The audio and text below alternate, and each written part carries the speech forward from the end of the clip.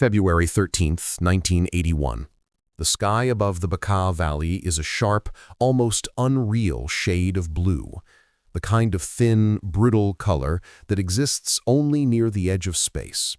At 65,000 feet, the air is so thin it can no longer sustain human life without bulky pressure suits that resemble astronaut gear more than traditional flight uniforms.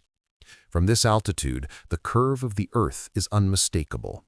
Up here, the world feels silent and detached.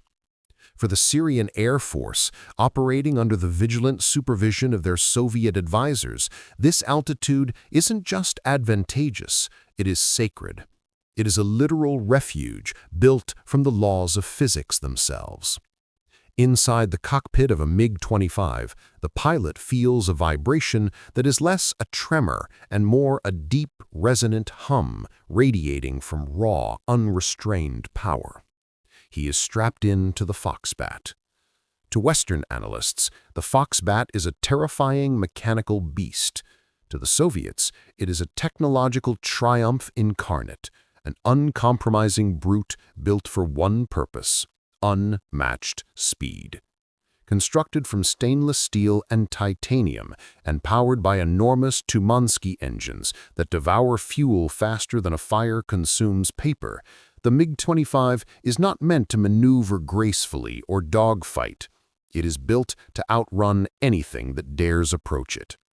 And for almost 10 years, nothing in the Middle East has come close.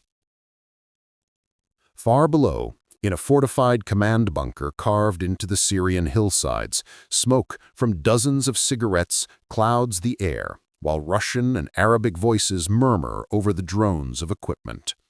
Radar screens glow with sweeping green arcs. Soviet Colonel Valery and his technical team stand behind the Syrian operators, arms folded, their faces showing complete disinterest. They have watched this scenario unfold many times. Another routine provocation mission. The strategy behind it is brutally simple and almost impossible to counter. A Syrian MiG-25 races to Mach 2.5, darts across the Israeli border, triggers every alarm from Tel Aviv to Haifa, and then races back to safety before Israeli jets can intercept. It is a deadly game of tag played by an aircraft faster than artillery shells. Targeted altitude, speed Mach 2.3, a Syrian controller reports evenly. The Soviet advisor merely nods. He glances at his watch. The Israelis will scramble, he says, his voice dripping with boredom.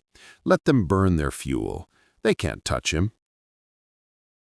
On the radar screen, the MiG-25's return blip streaks across the display with haunting velocity, an apparition that appears, threatens, and disappears. At 20,000 feet, the radar picks up the Israeli response. 2 F-15 Eagles climbing through the haze. The Eagle is a masterpiece of American aviation, a symbol of Western air superiority. But the laws of physics do not care about reputations. To intercept a target moving at Mach 2.5 at 60,000 feet, a fighter must either be faster or be above it. The F-15 is neither. Colonel Valery watches the engagement geometry develop on the display. He sees the F-15's clawing upward, bleeding energy with every second. He smirks. They're trying a snap-up, a complete waste of missiles. High in the stratosphere, the Syrian pilot's warning receiver emits a lazy chirping tone, Israeli search radar tracking him. He looks down, but sees no jets, only tiny specks lost in the distant landscape far below. He feels untouchable. He shoves the throttles forward, lighting the afterburners. The MiG-25 shudders violently as it punches deeper into the transonic envelope, accelerating toward Mach 2.8. He is now moving faster than the sound of his own engines. But then the tone changes. It does not escalate into the frantic scream of a typical missile lock. Instead, it shifts instantly into a firm, unwavering tone, indicating a lock, but one that makes no sense from the engagement geometry. In the bunker, The radar still shows the F-15s thousands of feet below, climbing steeply but running out of momentum. According to every Soviet simulation and wind tunnel test ever conducted, the American Sparrow missiles cannot possibly reach this altitude with enough energy to maneuver. If launched, they should burn out and tumble harmlessly back to the ground. "They've fired," a Syrian operator shouts, disbelief cracking his voice. The Soviet advisor frowns and leans closer. "At that angle? Impossible. A bluff shot. Tell the pilot not to turn. Turning bleeds speed." The order is transmitted. Maintain heading. Ignore the launch. They are out of range. On the radar screen, the MiG-25's return blip streaks across the display with haunting velocity. An apparition that appears, threatens, and disappears. On the radar, the MiG-25's return blip streaks across the display with haunting velocity. An apparition that appears, threatens, and disappears. On the radar screen, the MiG-25's return blip streaks across the display with haunting velocity. An apparition that appears, threatens, and disappears. On the radar screen, the MiG-25's return blip streaks across the display with haunting velocity. An apparition that appears, threatens, and disappears.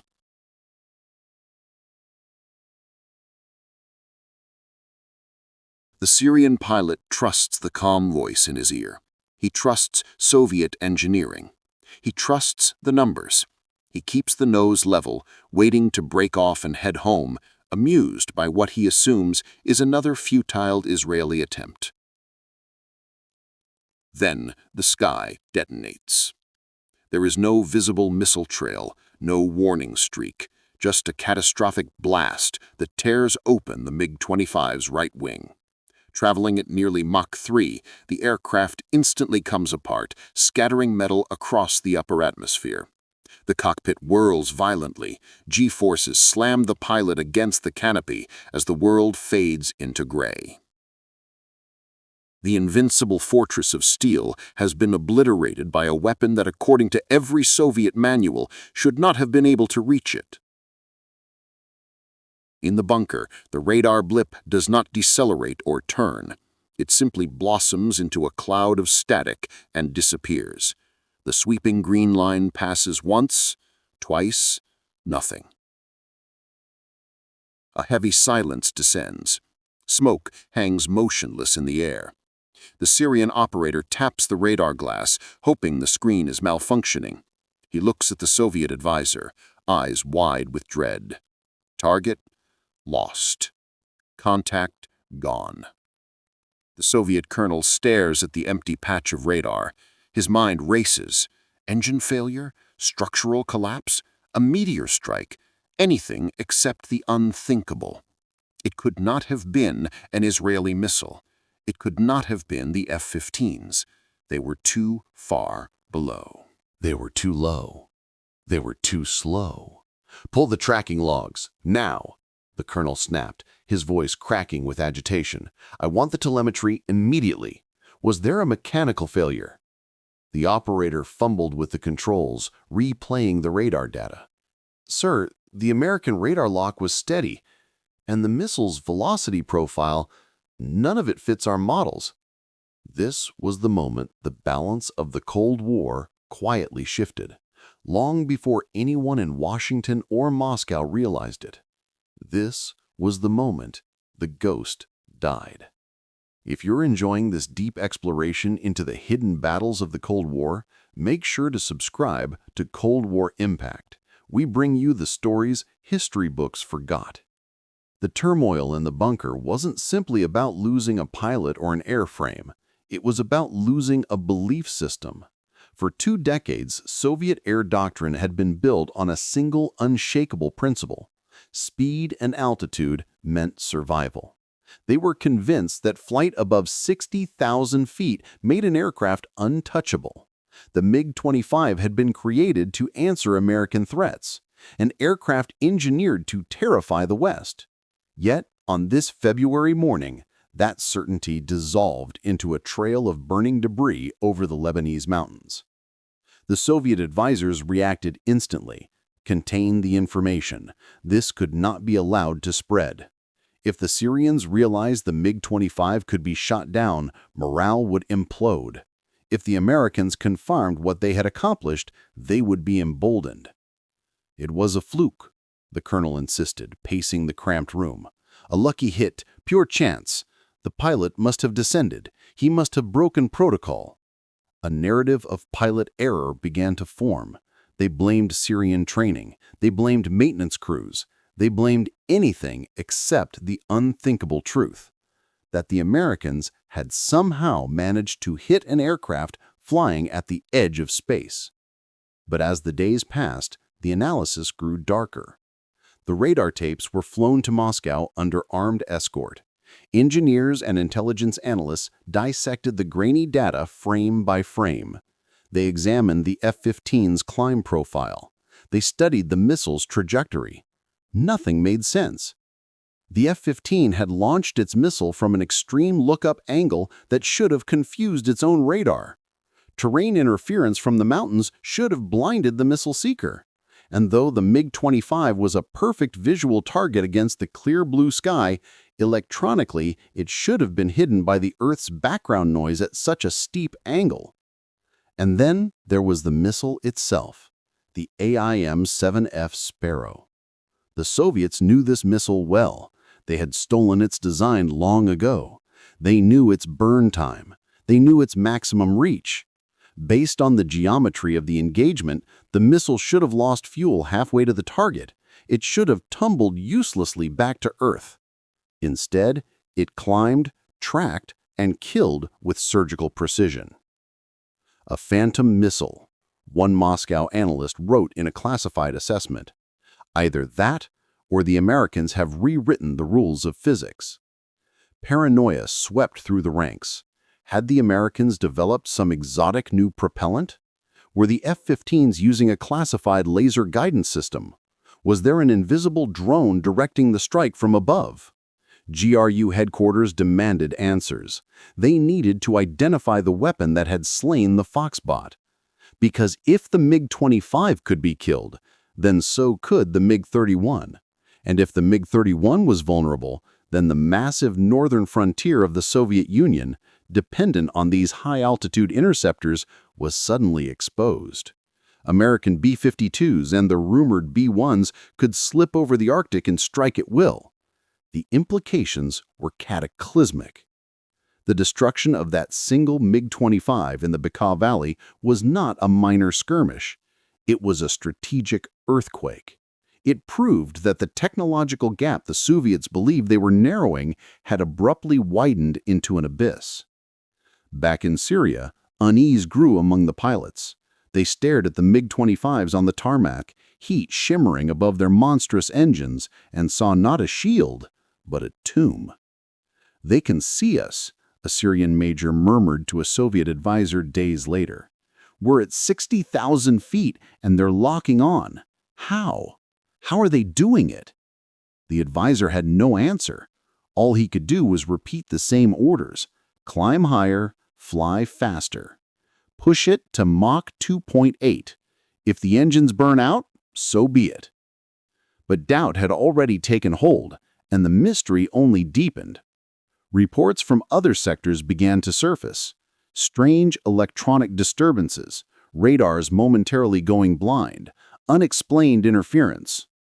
The ghost was gone, but something even more unsettling had taken its place. It felt as though the Israelis had perfect knowledge of everything the Syrians did, when their aircraft lifted off, where they were headed, and exactly how to intercept them. It was as if the Americans were inside their briefings, or worse, inside their computers. Soviet advisors began suspecting treason. They ripped apart the Syrian command hierarchy, searching for infiltrators. Technicians were interrogated. Encryption codes were changed daily. But the ghostly encounters persisted. The F-15s always seemed to be waiting, perfectly placed, as if following a script written before the battle even began. The incident on February 13 was only the first shot in what would become a slaughter that would reshape air combat doctrine. But at that moment, all anyone felt was the raw shock of the impossible. The MiG-25, the fastest operational fighter in the world, had been swatted out of the heavens like an insect, and the Soviets were utterly clueless as to how. The remains of the MiG-25 were strewn across a remote stretch of the anti-Lebanon mountains, a mess of charred titanium and scorched circuitry. Reaching the crash site was hazardous for the Syrian recovery teams. For the Soviet specialists, getting there was non-negotiable. They needed the flight recorders, the only tools that could shed light on the unthinkable. But the electronic investigation had already begun in a sealed room in Moscow. The GRU seized control of the inquiry. Their attitude was not of scientific analysis. It was fear-driven triage. The Soviet Air Defense Network, the protective shield of the motherland, used the very same systems found in the MiG-25. If Israel could pierce it, NATO could do the same. General Arkady, a senior analyst of Soviet air defense systems, glared at the telemetry printouts scattered across a long oak table. The room smelled of old coffee and quiet panic. "Look at this energy spike," he said, jabbing a thick finger at a jagged line. "The Israeli radar didn't simply lock, it cut straight through. It held the lock through the notch." This was the heart of the mystery. Radar in the 1980s depended on Doppler shifts. To be tracked, an aircraft needed to move in a direction that created a detectable frequency change. If it flew perpendicular to the radar, a maneuver known as notching, it became invisible, blending into the background clutter of mountains and terrain. This was a standard Soviet escape maneuver. The Syrian pilot had executed it. He should have vanished from the screen. The American radar on the F-15 is the APG-63. We have the documentation, acquired from a source in Iran 3 years ago. It's a pulse Doppler system, high pulse repetition frequency, very capable, but it cannot see through a mountain range. Physics forbids it. Then the physics are wrong, or the manual is a fabrication, Arkady snapped. The investigation fractured into 3 alarming theories. Theory 1, the super missile. Design engineers proposed that the Americans had developed an entirely new class of missile, one with an active radar seeker far more powerful than anything known. If true, it would render every Soviet aircraft instantly obsolete. It implied a new era of fire-and-forget missiles, where pilots could launch and immediately retreat. Theory 2, the invisible aircraft. Some analysts theorized that the F-15s were merely bait. Maybe, they argued, the Americans were secretly testing a stealth aircraft, something undetectable, circling above and firing down on the MiGs. This theory gained traction. The Syrian pilot never saw anything because he had been looking at the F-15s below, not at a hidden executioner above. Theory 3, treason. The most politically dangerous theory was espionage. The Syrians are leaking flight paths. There is a mole in Damascus. The Israelis know our blind spots because someone gave them the maps. This accusation triggered a ruthless purge. Officers were interrogated, flight schedules were randomized, Soviet advisors seized absolute control over planning. Then they devised a test. They would send another MiG-25, but change every variable. Night launch, new ECM frequencies, a flight plan no insider could predict. 2 weeks later, the test began. A lone MiG-25 roared into the night sky from Tyus Air Base, climbing to 60,000 feet with engines glowing blue. Soviet advisors hovered over the radar screens, tense and silent. "Target Alpha airborne," the operator whispered. "Speed Mach 2.4. They waited for the Israeli reaction. With no spy tipping off the enemy, and with darkness masking the aircraft, response should have been delayed. Instead, The reaction was instantaneous. "Contact, 2 bogies rising from the south, F-15s." The Soviets froze. The Israeli fighters were already in place, as if they had been waiting in total darkness for their arrival. "Jam them! Engage the siren jammer!" an advisor shouted.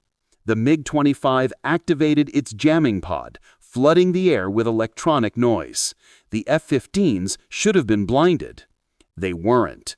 The lock-on alarm, sharp, unmistakable, blared once again inside the Syrian pilot's headset. The ghost had returned. Panicking, the pilot abandoned the mission. He broke formation, dove, and fled back into Syrian airspace, shaken to his core. The test had failed. The spy theory was dead. The Israelis didn't need inside help. They possessed sensors that could see through darkness, through jamming, and seemingly through the earth itself. In Moscow, confusion curdled into dread. The Soviets realized they were fighting blind against a technology they couldn't even define. Was it satellite support, a new American computer breakthrough, something beyond their understanding? Rumors of the Golden Eagle, the F-15, grew to near-mythic proportions among Soviet pilots. They whispered that the Eagle's onboard computers could anticipate a MiG's path before the pilot even touched the controls. The Kremlin demanded answers. Billions of rubles were thrown at the problem. The MiG-25 was upgraded to the MiG-25 PD with improved radar and ER systems. Pilots were told, "The flaw is fixed, you are safe." But the engineers knew it was false reassurance. They hadn't fixed anything because they couldn't even identify what was broken. They were putting patches on an invisible wound. And while the Soviets hunted ghosts and interrogated innocent men in Damascus, the real source of their misery sat in a nondescript office in El Segundo, California, under the bright, smog-choked sunshine, celebrating. Inside the spotless, climate-controlled labs of the Hughes Aircraft Company, there were no frantic officers, no shouting matches, and no interrogations, only the hum of mainframe computers and the quiet scratch of pencil on engineering paper. The people here wore short-sleeved shirts, glasses, and pocket protectors. They weren't soldiers. They were mathematicians and physicists. And they cracked the MiG-25 problem not with a more powerful engine, but with an equation. For decades, the Soviets had poured their energy into hardware. Their doctrine revolved around tangible superiority: thicker armor, bigger cannons, engines with more thrust. Their worldview was industrial. Victory belonged to the nation with the bigger hammer. The MiG-25 embodied that philosophy. An engineering brute, essentially a steel slab shoved through the sky by 2 volcanic jet engines. But the Americans had realized something the Soviets had never fully considered. The future of aerial combat would not be decided by raw speed. It would be decided by information. The weapon that was devastating the Soviet Air Force wasn't an invisible aircraft or a futuristic laser. It was a beige computer quietly sitting inside the nose of the F-15, the AN/APG-63 radar. To understand why this system was so revolutionary and so terrifying to Soviet analysts, you have to understand the enemy of radar operators: ground clutter. For years, radar suffered from a fatal limitation. It detected objects by bouncing radio waves off them. A high-altitude aircraft against an empty sky was easy to see. But when radar beams pointed down, those waves reflected off everything: mountain ridges, rooftops, trees, even cars on nearby roads. The result was chaos, a storm of useless signals. Finding a fighter jet in that noise was like trying to identify one snowflake in a blizzard. The Soviets counted on this weakness. It was baked into their survival playbook. Pilots were taught that the Earth itself was a shield. If radar painted you, dive low. Put terrain behind you. The enemy's radar would choke on the clutter. The engineers at Hughes decided to erase the shield entirely. They applied the Doppler effect, the same principle that changes the pitch of a train whistle as it passes. The ground has a predictable relative velocity. A jet has a different one.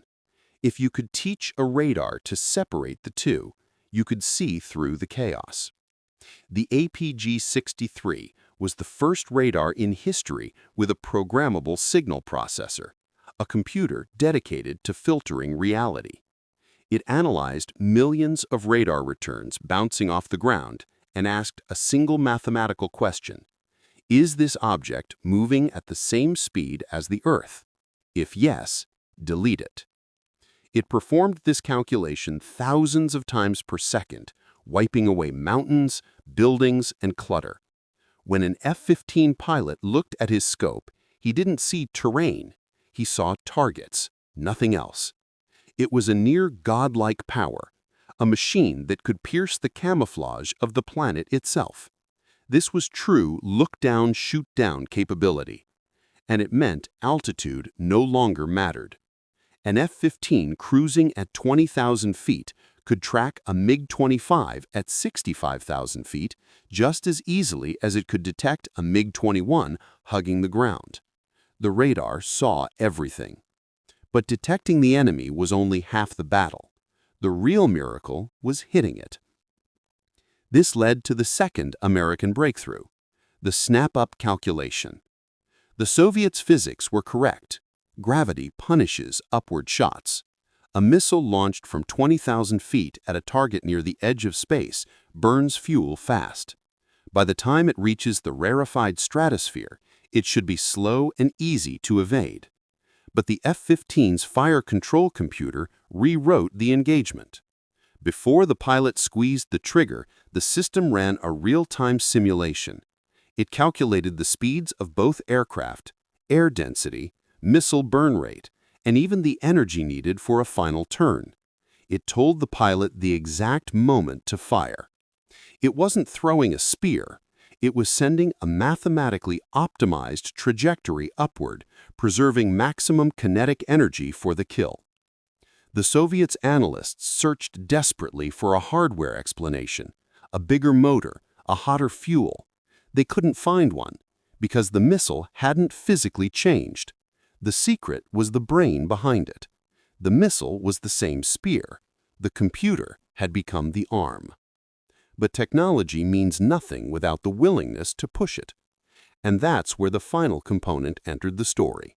The Americans built the weapon, but it was the Israelis who perfected it. When Israel received its first F-15s in 1976, designated Baz, their pilots, battle-hardened from the Yom Kippur War, ignored safety margins and factory recommendations. They flew to survive. They pushed the radar's limits. They rewrote software with American technicians. They wanted to know, how fast can we acquire a target? How far can we shoot? How small a contact can we detect? The cooperation was intense, discreet, and transformative. Israeli commanders, including the legendary Eitan Ben Eliyahu, studied Syrian flight routines obsessively. They understood the MiG-25 wasn't a fighter, it was a sprinter with one trick: speed. Chasing it was pointless. Racing it was hopeless. The F-15 didn't need to chase it at all. It needed to set a trap. With the cold precision of a predator studying a migration pattern, Israeli analysts recognized the rhythm. The MiG-25 would accelerate, punch across the border, crack the sky with a sonic boom, and then retreat home. The Soviets counted on the enormous energy difference. By the time an Israeli interceptor launched and climbed, the Foxbat would already be gone. So the Israelis set out to eliminate that energy gap before the chase even began. They crafted a tactic built entirely on the APG-63's ability to detect targets without revealing its own presence. They exploited the very blind spots in the Soviet early warning radar, the same notches the Syrians and their Soviet advisors trusted for protection. They placed their F-15s in what was essentially a hidden waiting room in the sky, patrolling just below the radar horizon of the Syrian network. It was like carving a hole in the heavens and hiding inside it. The plan required absolute discipline. Israeli pilots had to rely entirely on their computers. They had to fire missiles at targets they couldn't physically see, trusting nothing more than a glowing blip on their display and a tone in their headset. They had to believe that the algorithms written in El Segundo would stand up against Soviet brute force engineering. By early 1981, all the elements were in place. America had delivered the technology that revealed the invisible. Israel had designed the ambush. The Soviets, meanwhile, were still convinced they were fighting an electronic shouting match and were preparing with louder jammers, not realizing the war had shifted to silent, digital precision. They were bringing a megaphone to a chess tournament. The ultimate confrontation was inevitable. Soviet advisors were preparing to send their finest pilots in their fastest aircraft into a sky they believed was theirs. They were convinced the earlier loss was a statistical outlier. They were about to discover that in the age of microprocessors, flukes don't exist, only calculations. And the math for the MiG-25 had reached its terminal value, 0. The trap was set, and Israel was ready to send a message Moscow would not forget. By the summer of 1981, the uncertainty within the Soviet command had hardened into desperation. The February shootdown was still debated endlessly. Was it luck, pilot error, a 1,000,000-to-1 shot? The Soviet advisors in Syria needed a win to restore faith in the Foxbat, so they authorized an elaborate counter-ambush. This time, the MiG-25 wouldn't simply flee, it would lure the F-15s into a carefully chosen kill zone. Once the Israelis committed to pursuit, a second flight of MiGs from another vector would swoop in, trapping the F-15s at high speed and high altitude. They believed that if they could force the engagement on Soviet terms, fast, high, and brutal, the American advantage would evaporate. They still thought the battle was about aerodynamics, not algorithms. On July 29, 1981, they sprung the trap. Syrian radar operators watched the MiG-25 accelerate toward the border. As predicted, the F-15s rose to meet it. The geometry looked perfect for the Soviets. The F-15s were climbing steeply, losing speed. The MiG-25 was cruising overhead at Mach 2.4, secure in its kinetic dominance. "Now, engage," the Soviet advisor ordered. But the ambush never materialized because Israel had reversed the trap. The Israeli pilots, calmly reading their digital displays, ignored the decoy entirely. Their APG-63 had already identified the hidden second wave, long before the Soviet pilots realized they had been exposed. The F-15 simply shifted formation and locked onto the flankers. Warning alarms exploded inside Syrian cockpits. Panic set in. Their formation dissolved. Amid the chaos, another Sparrow rose skyward, this time not chasing the MiG-25, but intercepting it.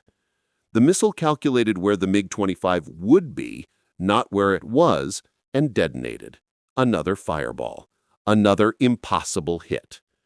This time, there was no illusion of luck. The telemetry left no room for denial. In the same period, intelligence from KGB sources in the West reached Moscow, confirming the F-15's true capabilities. The report placed on Marshal Pavel Kutakov's desk delivered a single, chilling verdict. Look down, shoot down, capability confirmed. The shock was absolute. Soviet generals stared at diagrams of the APG-63's pulse Doppler modes and realized that for a decade they had been building a fleet of surface ships while the Americans had invented the submarine. "They can see us against the ground," a senior engineer said quietly. "The clutter notch no longer exists. Low-altitude attack is suicide. High-altitude flight is suicide. The Earth no longer protects us." The implications were staggering. Soviet homeland air defense depended on hiding among terrain echoes. Soviet strike doctrine relied on low-level penetration. The APG-63's computer had erased the entire Soviet tactical handbook with a few thousand lines of code. The reaction from Moscow was frantic and pointless. Upgrade everything, came the order.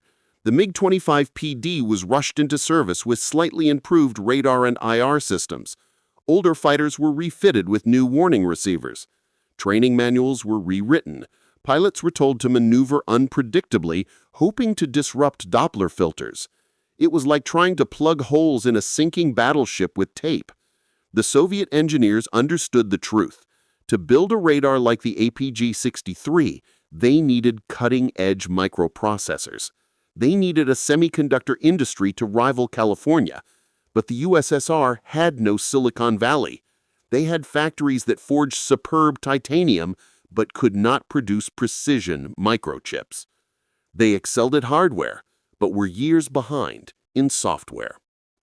The futility became undeniable.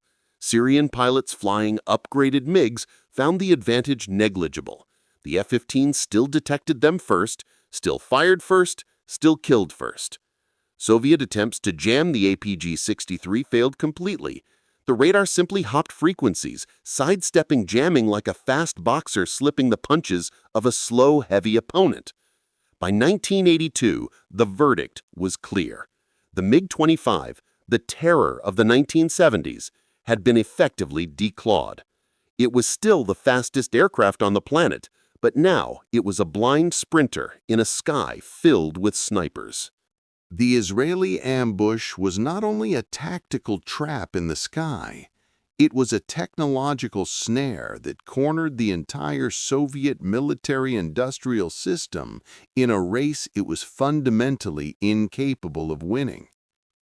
The Soviet leadership realized that the answer wasn't simply to build a better aircraft. They would need an entirely new, computer-driven economy, and time was something they no longer had. But the worst humiliation was still ahead. The Soviets had witnessed the loss of individual aircraft, the fallen trees, so to speak, but they were about to watch the entire forest catch fire. The Americans and Israelis were finished experimenting. Now they would showcase absolute dominance. If the February 1981 shootdown served as a warning, then what happened in June 1982 was an execution. History remembers it as Operation Mole Cricket 19. To Israeli pilots, it became a shooting gallery.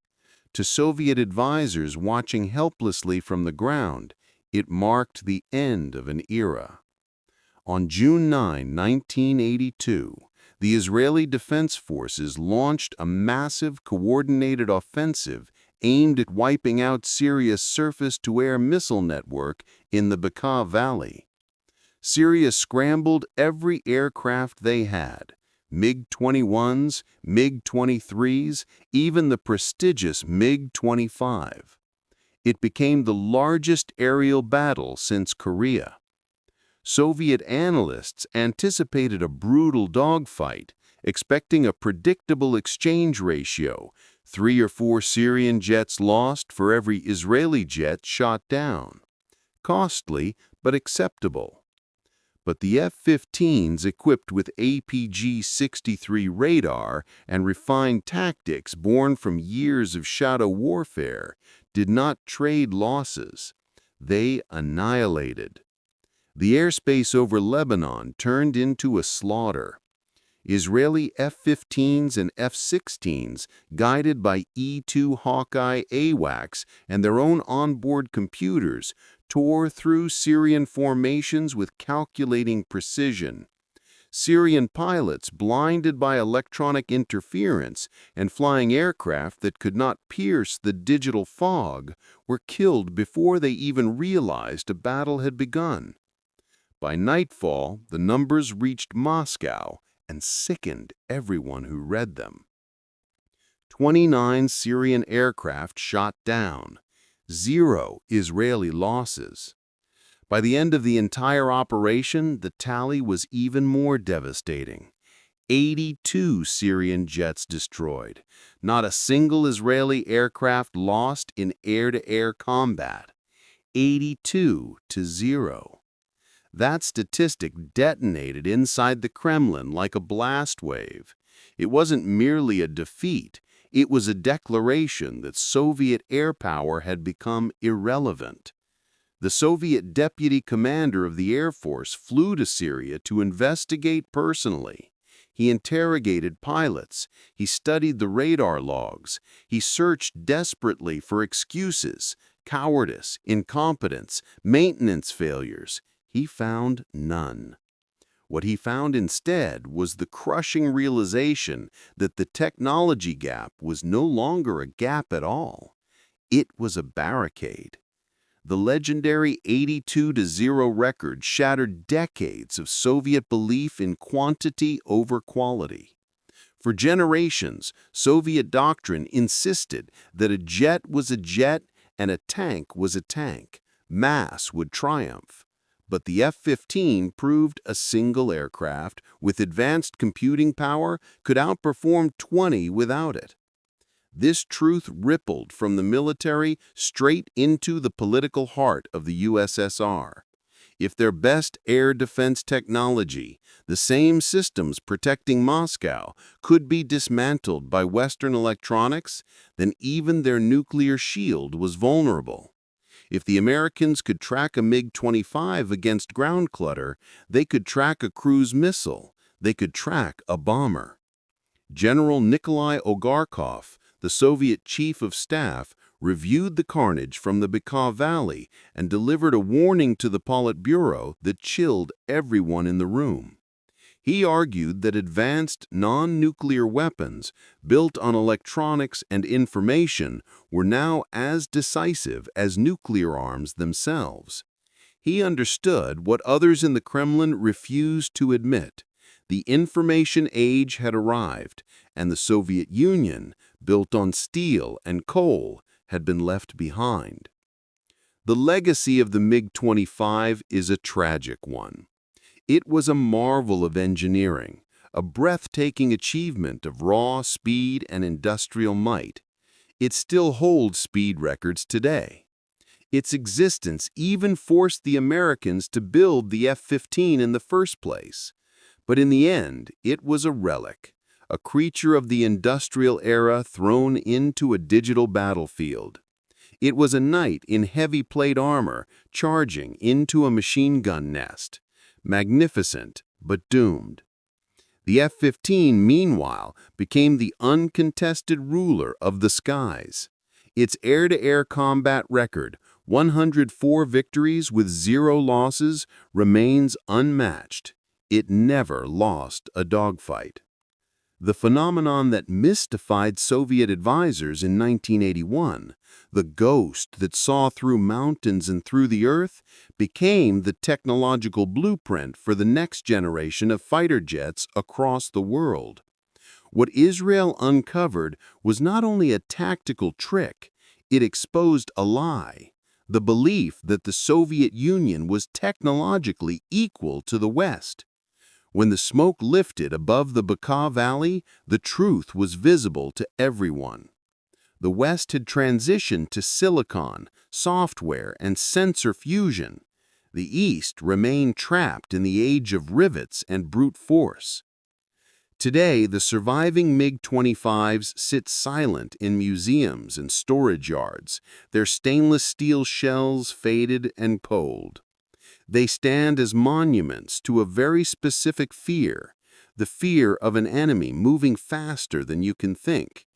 But the true turning point of the Cold War wasn't the Berlin Wall in 1989. It happened 8 years earlier, inside a Syrian cockpit, when a pilot heard a tone he didn't understand and died to a missile he never saw. It happened when a Soviet advisor stared at a radar screen and watched a blip simply vanish, not because of sorcery, but because the Americans had taught a computer to interpret the world more clearly than any human ever could. The mystery was solved. The ghost had a name, and it wasn't magic. It was the future.